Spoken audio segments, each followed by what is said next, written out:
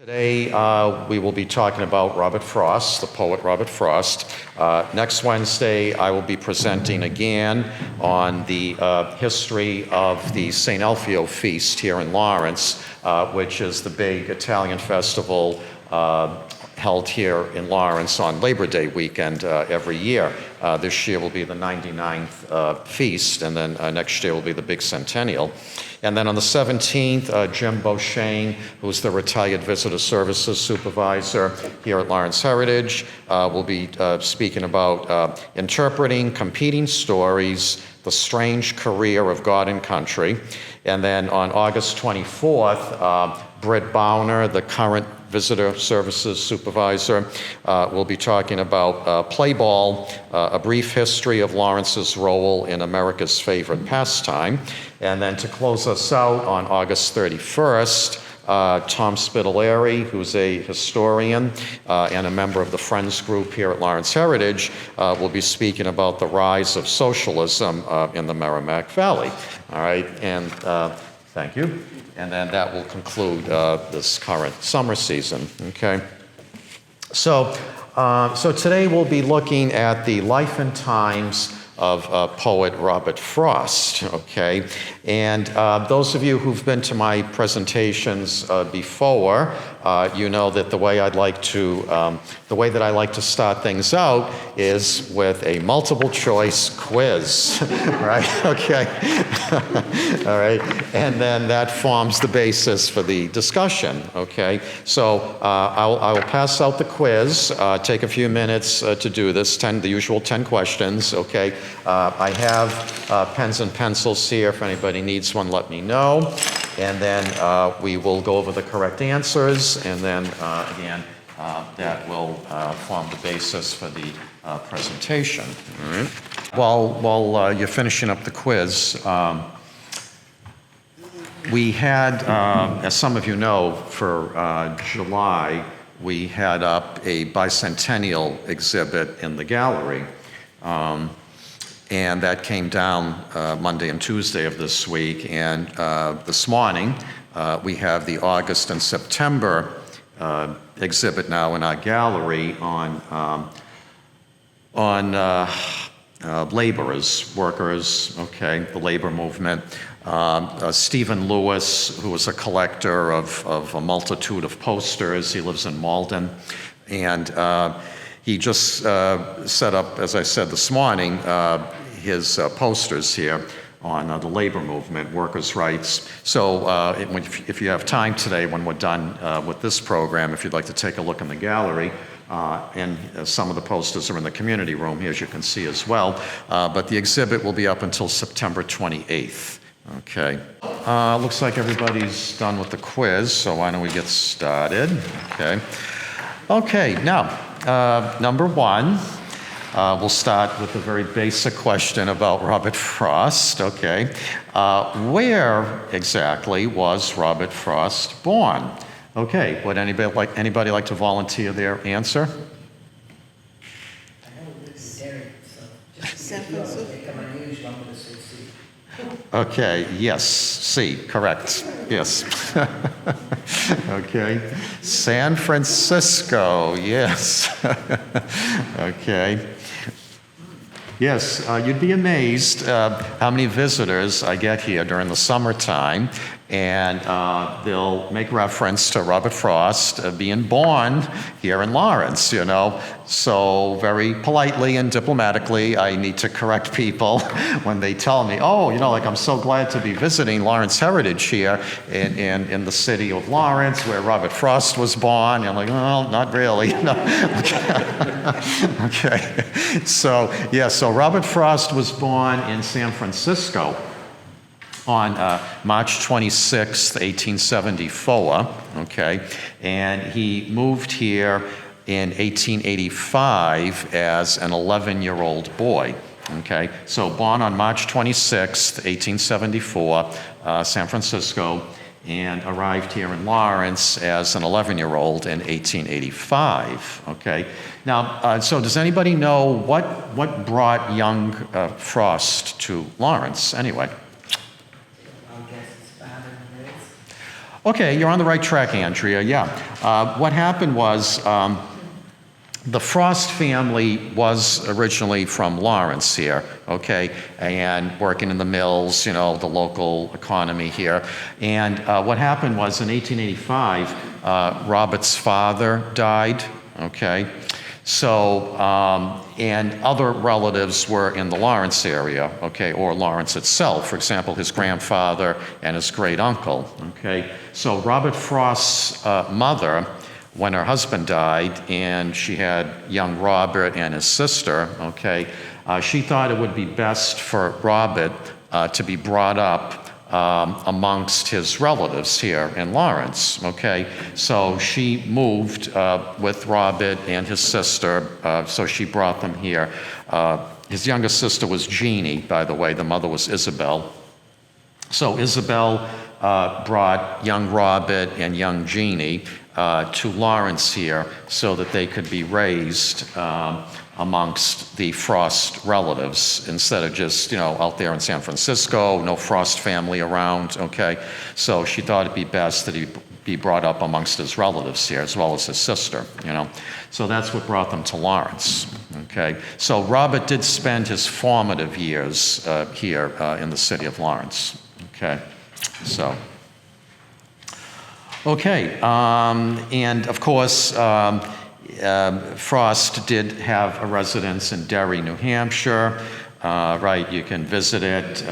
It's on Route 28 there in Derry. Okay, you can take a tour of the house, and then there's like a nature trail there on the premises as well. You can take the walk on the nature trail. So he did live in Derry for, I think, 11 years it was. 10, 11 years while he was teaching at Pinkerton Academy up in Derry as well. Okay, so. Okay, number 2. What college did Robert Frost graduate from? Okay, anybody want to volunteer their answer for this one? Sam? Is it Merrimack College? No, I'm sorry, it's not Merrimack, no. No. No. None of the above. Yeah, okay. So thank you all for guessing though, but none of the above, all right. Some people might be in disbelief, okay, but Frost did not actually graduate from college, okay? Succeeded. Question. Yes, right, there we go. Right, some people might think, oh, you know, given his stature, right, and what he accomplished in life, that he graduated from college, but actually did not. I will tell you, he attended Dartmouth, Harvard, and St. Lawrence University, okay, but, okay. Yeah, on the brochure, okay, very good, yep, but never actually graduated from any of them, okay, just, we'll get into this more during our discussion here, but just he was a very restless individual. His attention span, you know, was kind of short at times, okay, and just had a hard time committing to certain things, okay, like in this case, getting a college degree, okay, okay. So he never actually completed college, even though he attended those 3 colleges, he never actually you know, could motivate himself to complete a degree at any of those colleges, okay? But he did become a lecturer, though, okay, nonetheless, even without a college degree. He became a lecturer at Dartmouth, Harvard, Middlebury, and the University of Michigan. Okay, so Dartmouth, Harvard, Middlebury, and the University of Michigan had him as a lecturer, okay? Again, even without a college degree himself, though, okay? But see, you have to put things in perspective. Back then, all right? Today it might be more difficult, right? Okay, but back then, without a college degree, you could still become a lecturer, all right? Given, of course, other things in your background, obviously, right? Okay. Today, again, though, it would be more difficult to do something like that. But back when Robert was in young adulthood, that's something that would have been more possible than today. All right, so, and by the way, he, despite not having a college degree himself, he did, over his lifetime, receive almost 20 honorary degrees, okay? But the next best thing, right, okay? If you can't have your own college degree, right, that's yours, well, at least it's nice to be well thought of and be bestowed upon, bestowed a college degree, an honorary college degree, So, and by the way, he also won 4 Pulitzer Prizes as well. Okay, so again, not bad for somebody without their own college degree, but to be invited to be, a lecturer at the college level, to receive almost 20 honorary degrees, and to win 4 Pulitzers. That again, quite the accomplishment there, right? Okay, so which one of these jobs did Robert Frost try doing quite unsuccessfully? All right, would anybody like to volunteer? C, both A and B. Yes, very good, Arlene. Yes, C, both A and B. I wanted that. You're right. Okay. So here's the thing now. So as far as a chicken farmer, okay, Robert did try becoming a chicken farmer, okay. That didn't last too long, though, because one day a group of chickens, I don't know if you know, this was pre-planned, but one day a group of chickens got together, okay, and when he was trying to feed them or doing something else in the barnyard there, they decided to chase him, okay? So just imagine, right, okay, do the visual in your head now, right, okay? Like I tell my students, use your imagination, okay? So one day there's a group of chickens, okay, and again, I don't know if this was pre-planned, but they all decided to suddenly just chase him, okay? And he's like running for his life, okay? So at that point, he's like, okay, enough of the chicken farming, right? Okay, so that put an end to that, okay?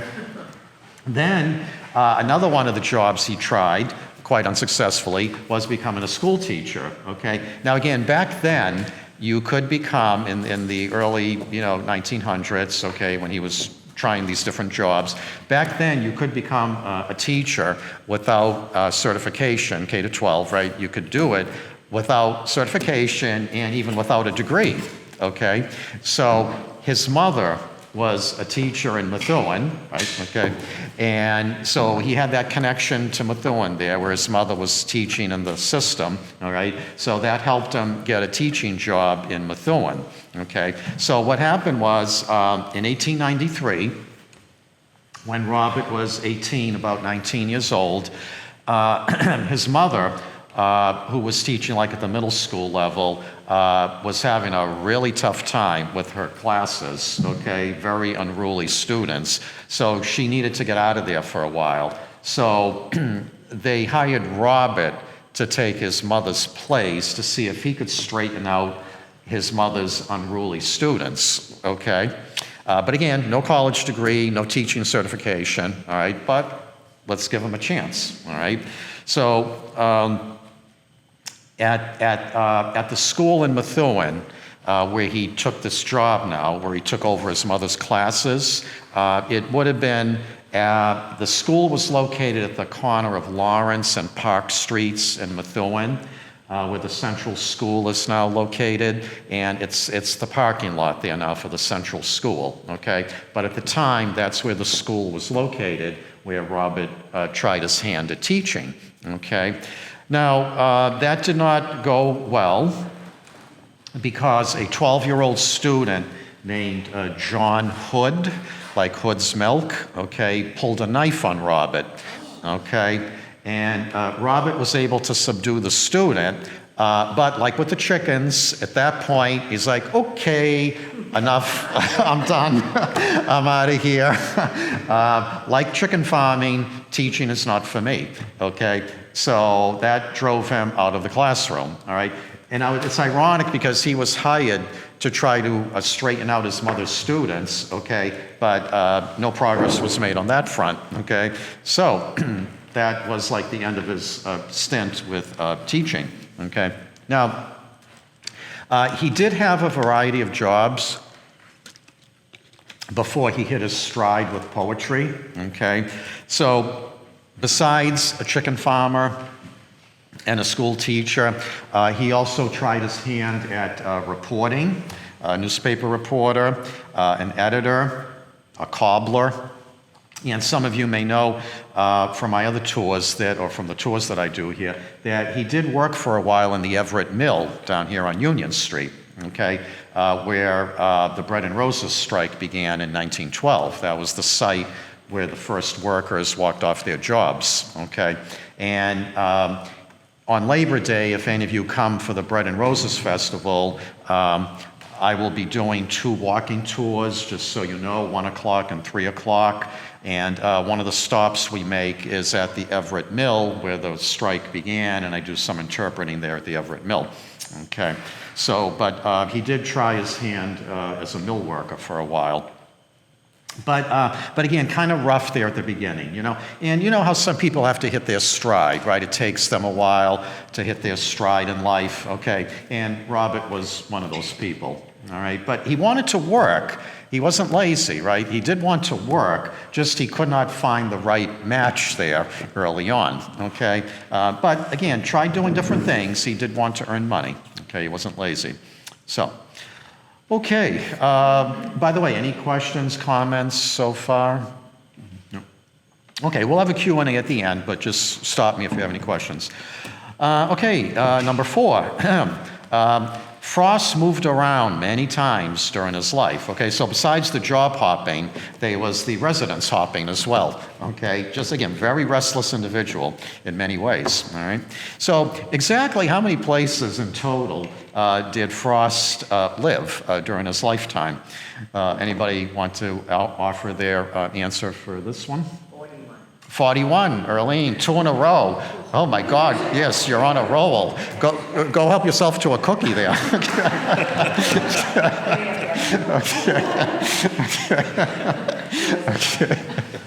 Okay, yes.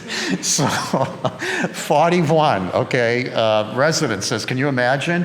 I mean, we all know how hard it is to move. Nobody likes to move, right? But apparently Robert had no problem packing up like 41 times and moving, okay? So, That would include his trips abroad?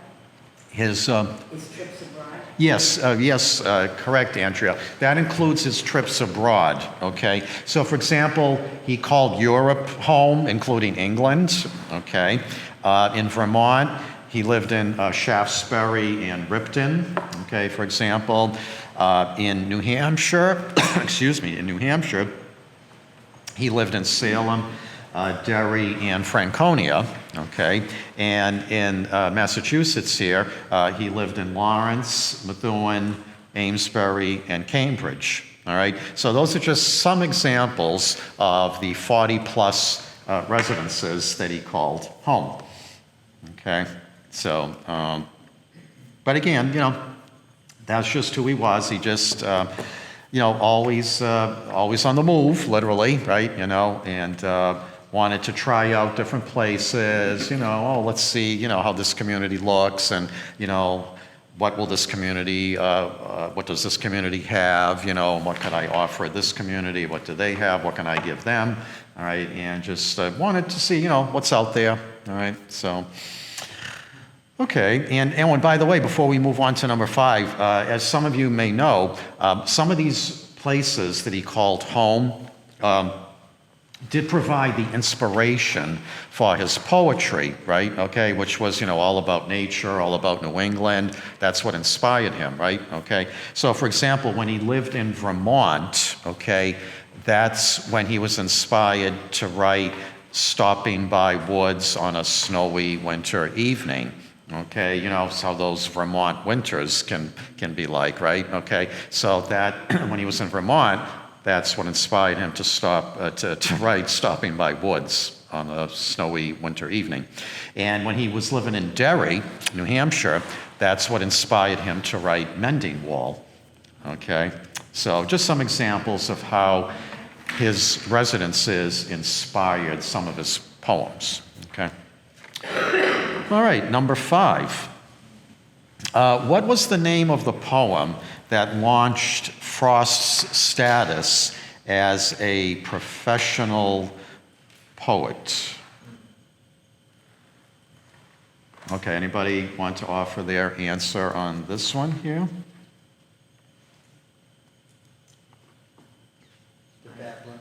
No. Good guess, though. Good guess. My Butterfly, yes. Oh my God, Arlene, you're on a roll here. Go get 2 cookies now. Okay.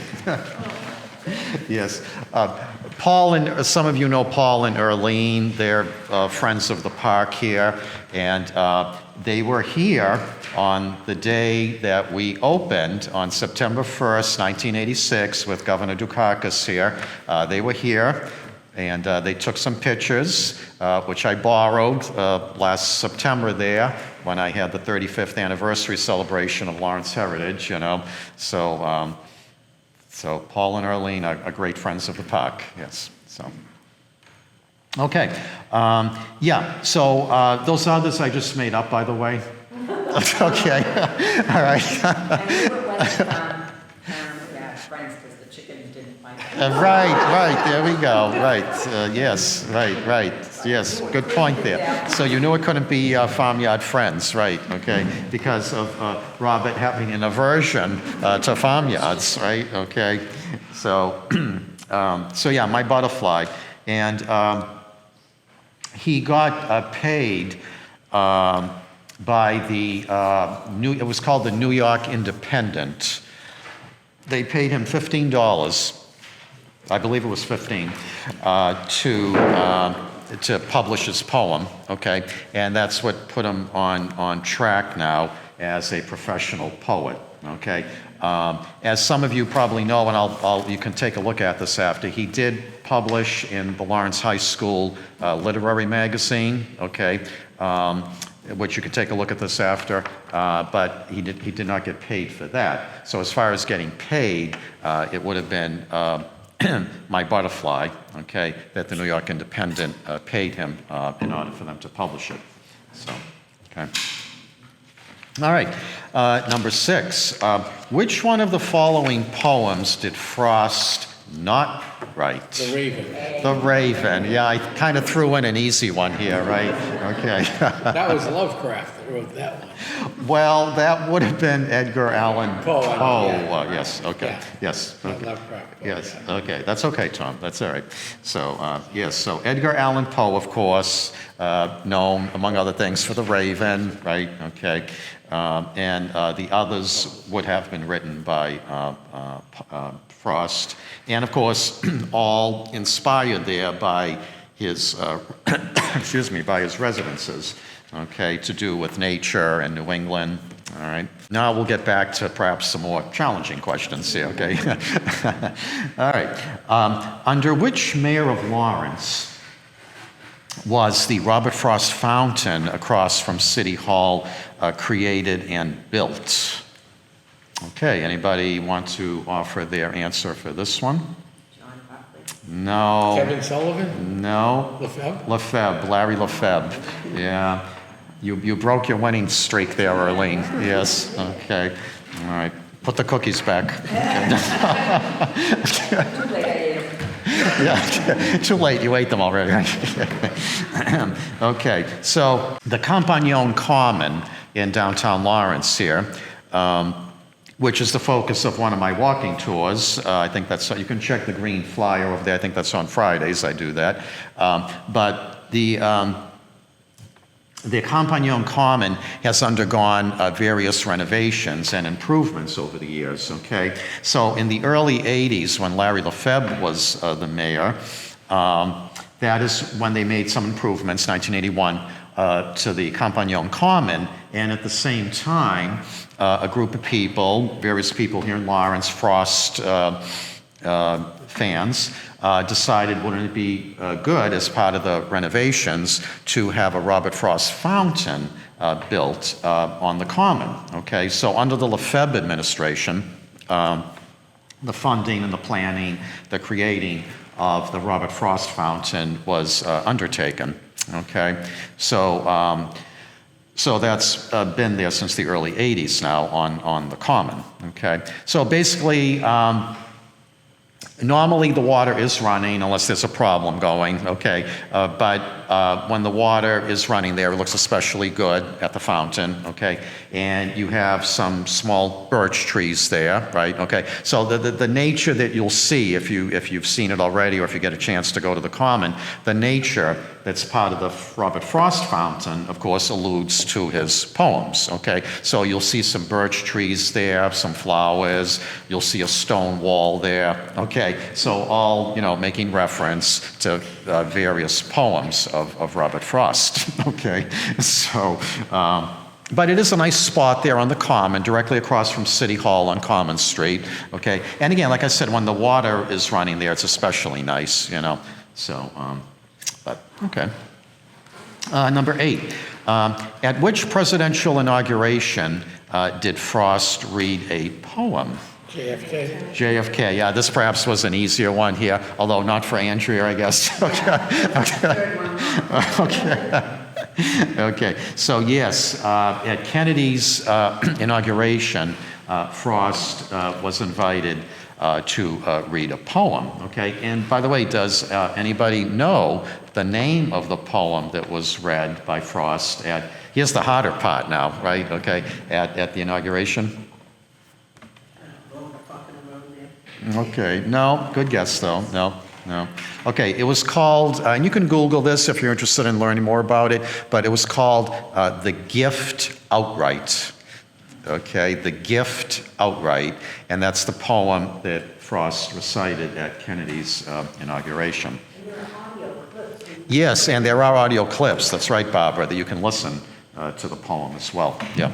Frost would have been in his mid to late 80s at the time, too. Okay, so, yeah.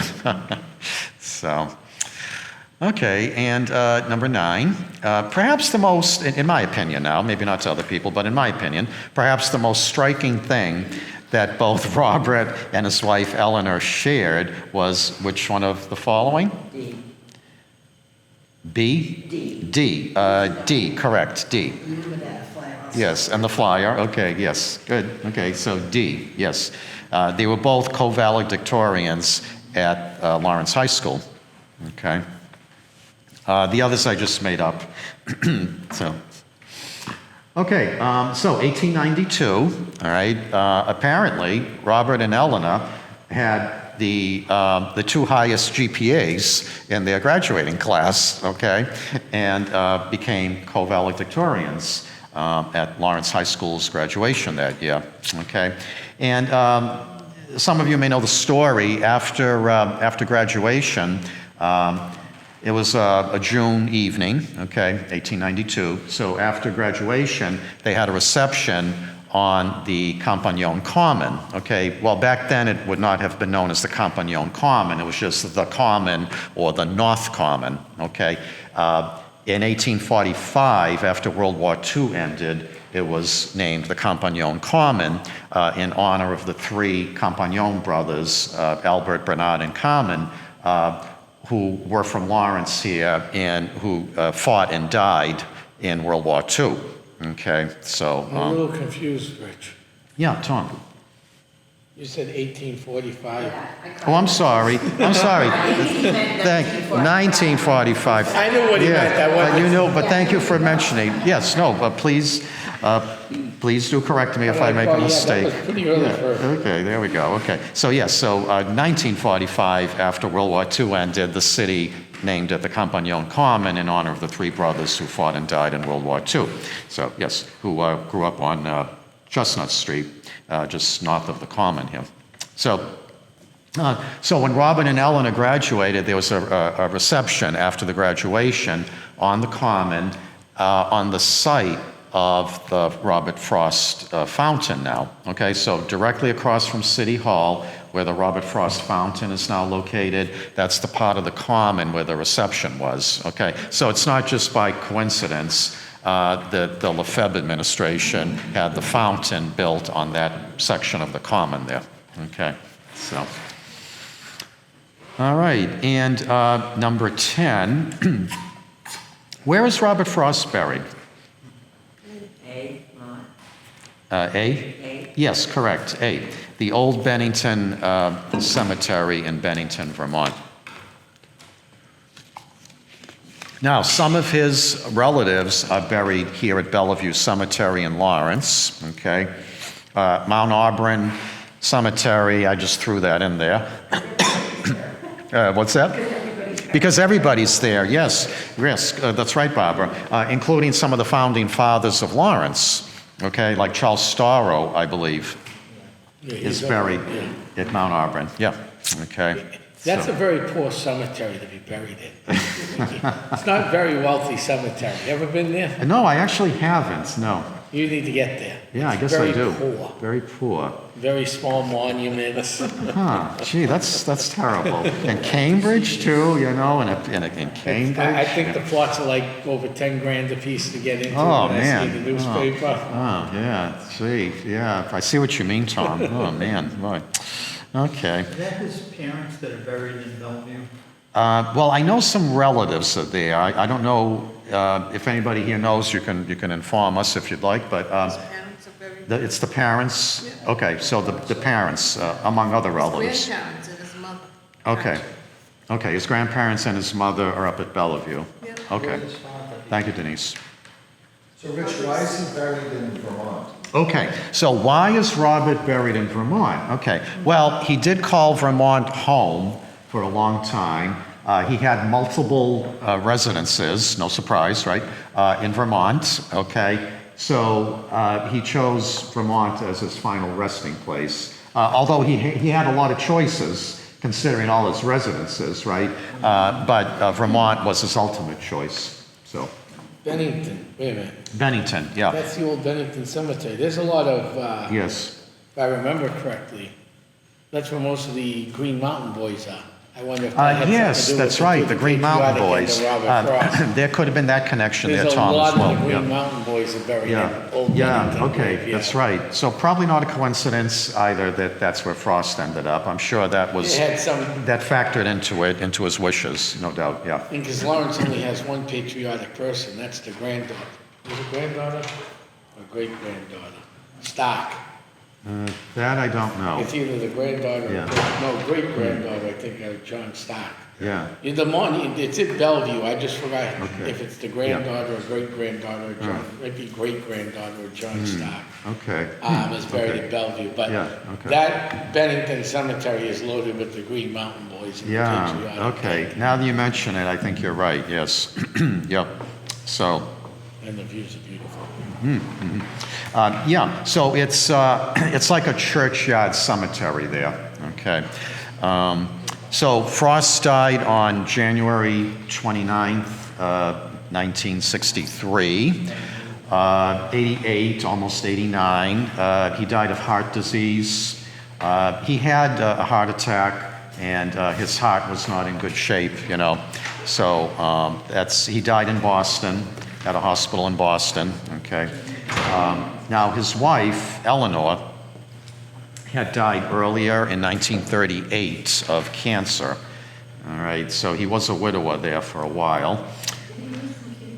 What's that? Yes, that's right, Andrea, yeah.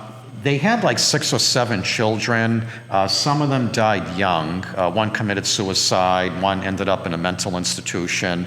So it was not a happy family life for Robert and Eleanor. You know, some of their children had issues there and or died at a young age, you know.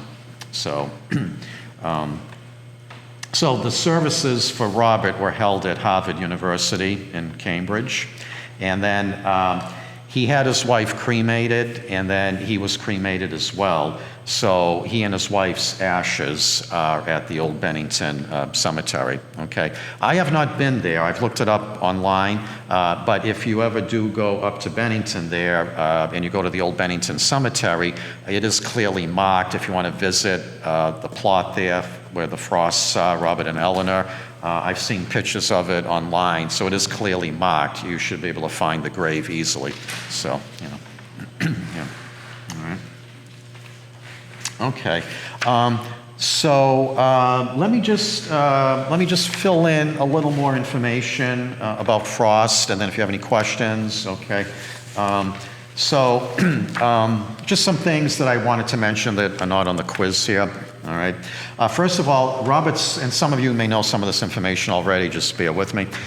Frost's grandfather tried to talk him out of becoming a poet, okay? He's like, oh, why do you want to become a poet? You're not going to make any money. You're not going to be successful. Learn a trade. You'll earn good money, okay? So Frost's grandfather was like kind of poo-pooing Frost from becoming a poet, okay? He wanted to get him into a practical profession, you know, using his hands, making good money, okay? But after Frost wrote his first poem at Lawrence High, that's what got him hooked. And he's like, ooh, you know, I think I'm onto a good thing here. Let me pursue this now, okay? So he was at Lawrence High from 1888 to 1892, and his first poem was La Noche Triste, okay? The Night of Sorrows, okay? And this is in reference to an important event in 1520 during the Spanish conquest of Mexico, okay, the Night of Sorrows, La Noche Triste, okay, and that's what got Frost hooked on poetry, not getting paid yet for it, okay, but got him on the career track, shall we say, okay, that, yeah, I think this is what I want to pursue now. Okay, so the newspaper at Lawrence High published his early poems. Okay, but it wasn't until he was 40 years old. Okay, in 1914, that his poems got serious notice. Okay, so and then it just took off from there.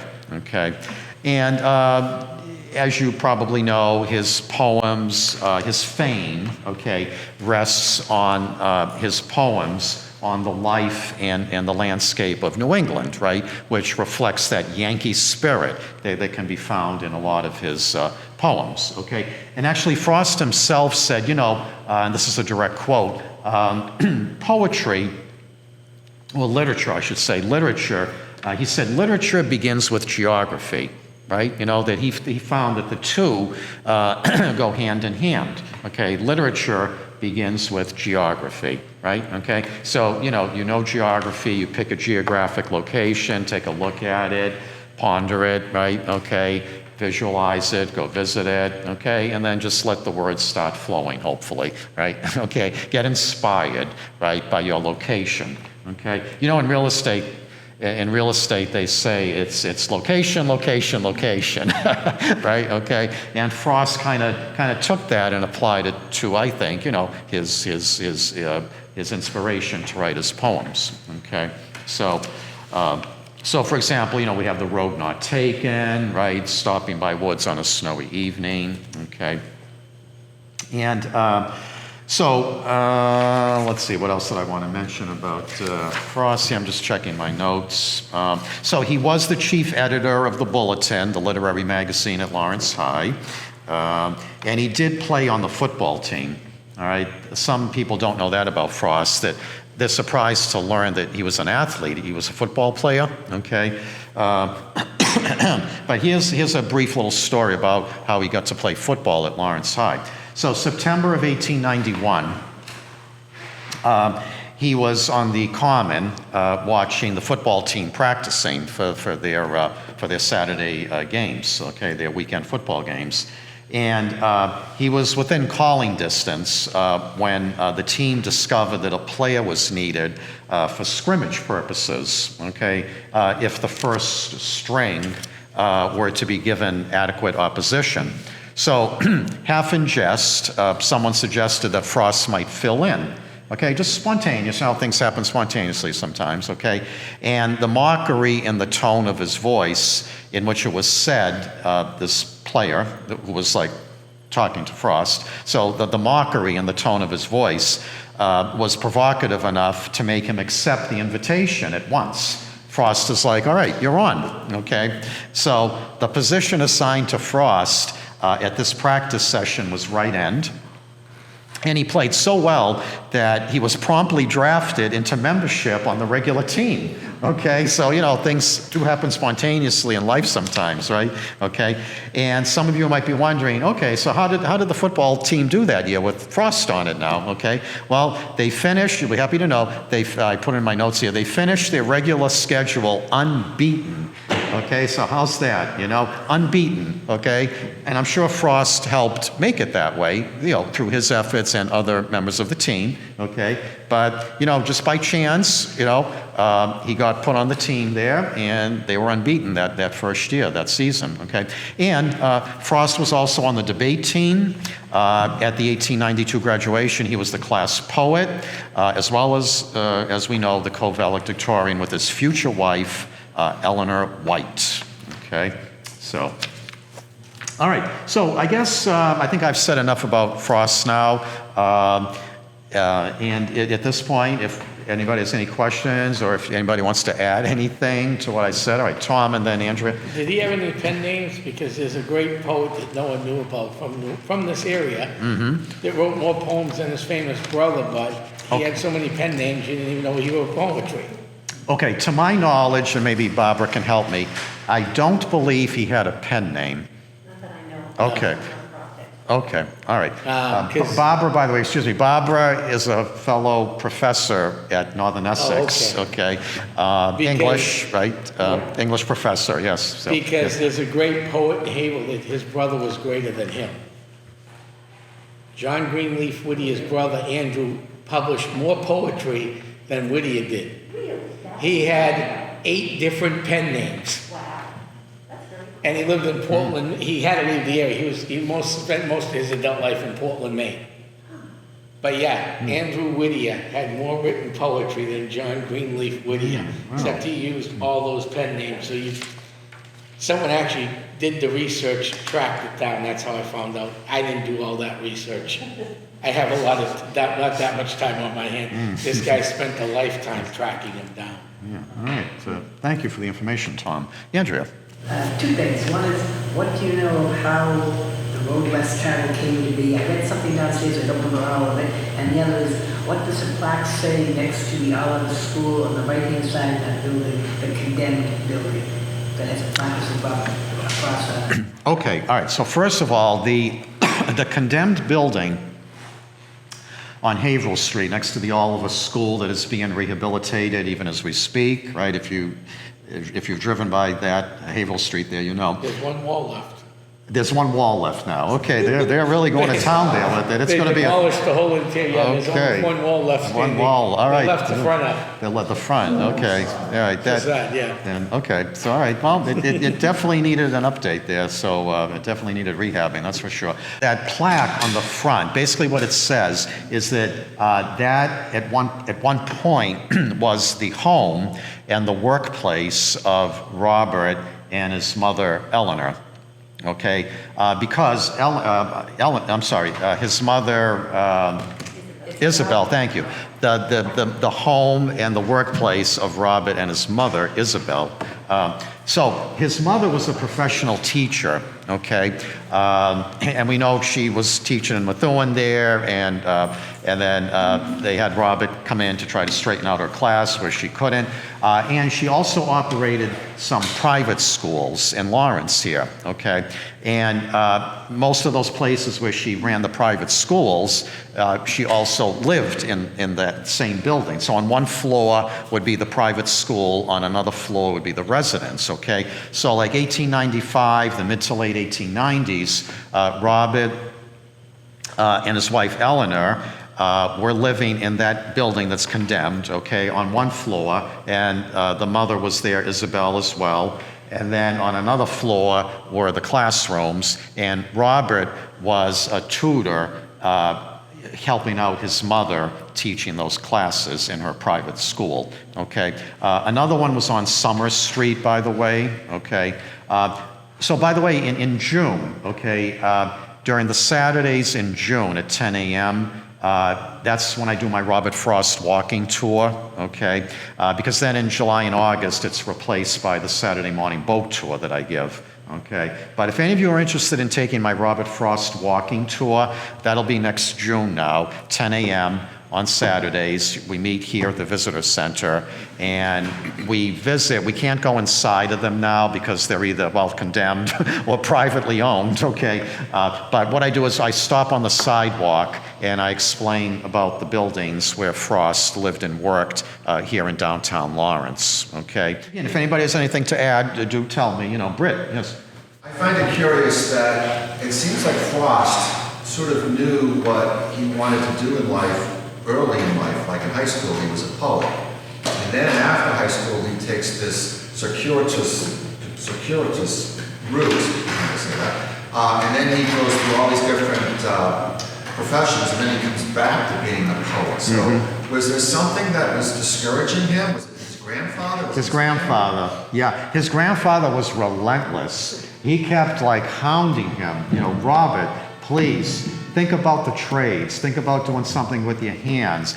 You're not going to make a living writing poetry, So his grandfather tried his best just to wear him down, to try to talk him out of becoming a poet, But he hung in there, But just to play it safe, he tried those other jobs while still, keeping up his interest in writing, though. It's not that he abandoned his interest in writing. Obviously, he loved poetry. Yeah. Because of the wife he married. Who was a descendant of H.P. Lovecraft. Okay, that I did not know. Thank you, Tom. The Whites are descendants of Lovecraft. Okay, all right. Okay, yeah, his Eleanor White, her maiden name was White, Robert's wife, so yes. Yeah, but yeah, the grandfather, Britt, yeah. So he's an example of, you should always follow your muse. Yes, exactly, right. A classic example of that. Example. Yes, correct, right, And by the way, Robert proposed more than once to Eleanor. She turned him down the first few times, okay?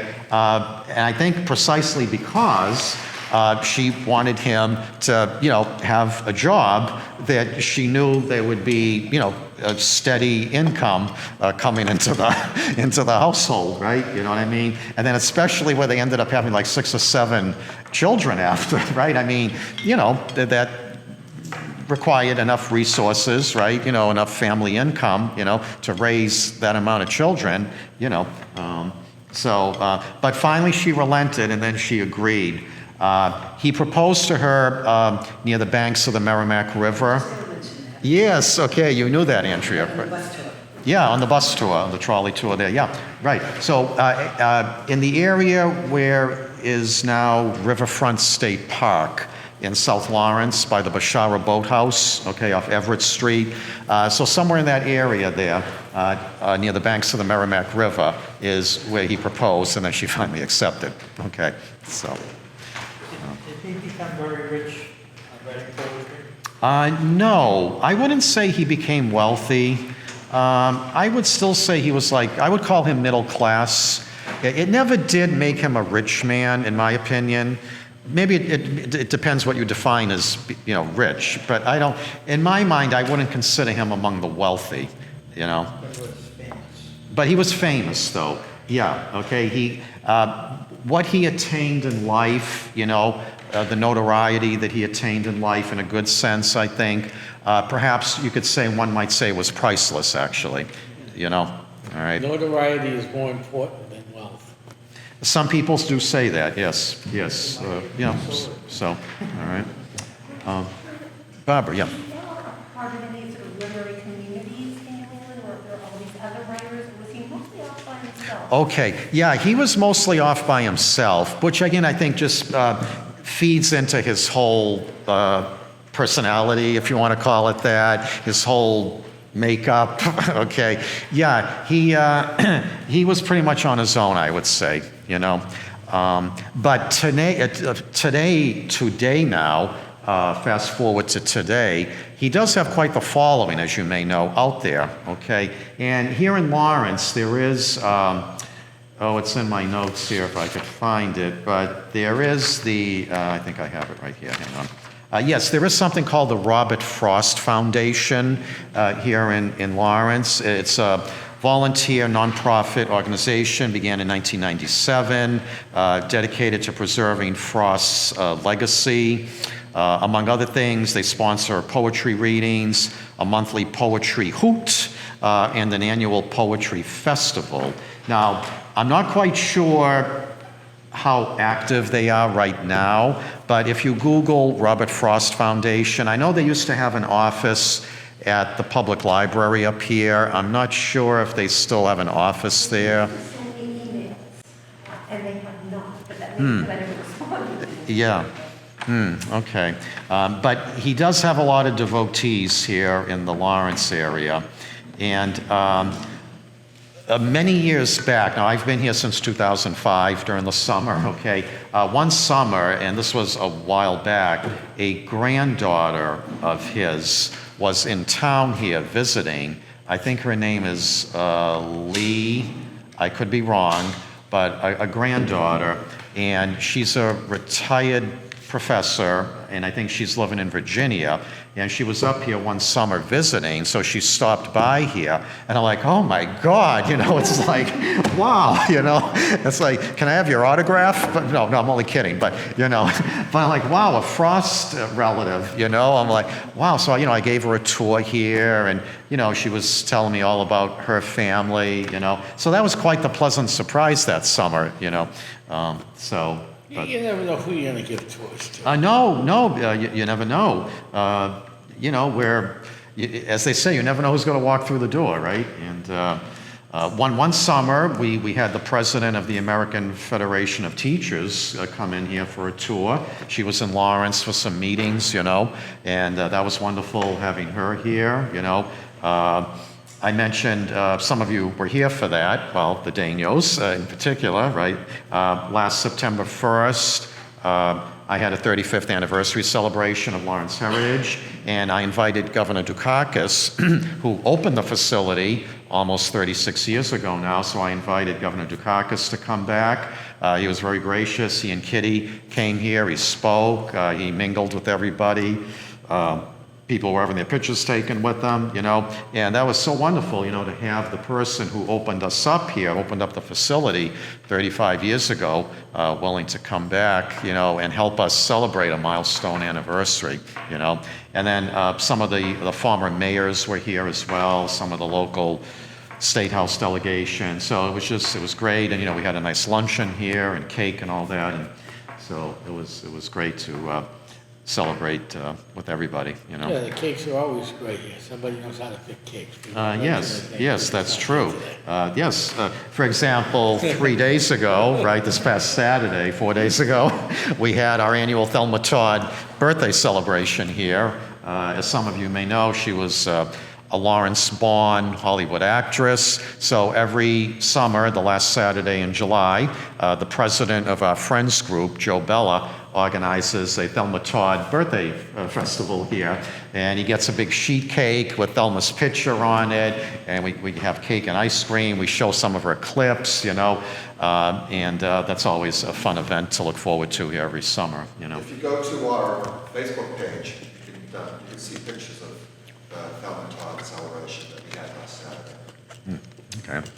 And lastly, I did assemble a little mini display to go along with my presentation today. So before you leave, in the display case there in front of the Bread and Roses stripe painting, I have, there's some items there I borrowed from the Lawrence History Center. Okay, for example, the bust of Robert Frost that was donated to the Lawrence History Center. They let me borrow it today. A couple of books there about Frost as well. also from the Lawrence History Center, a record album. That framed item there, which has a picture of Frost and one of his poems and a clipped signature. So I gave it to Lori for one of her birthdays. So I'm like, okay, can I borrow your the item I gave you for your birthday from my presentation on Frost? Oh yeah, go ahead, take it. So anyway, and then the other items though are from the History Center. So anyway, you're welcome to take a look. Take a look at the poster exhibit. So any final closing questions or thoughts or comments for me? No? Okay. Well, you're welcome, and thank you all for coming today. I appreciate it. Thank you. Thanks a lot. Thank you. Thank you. Thank you.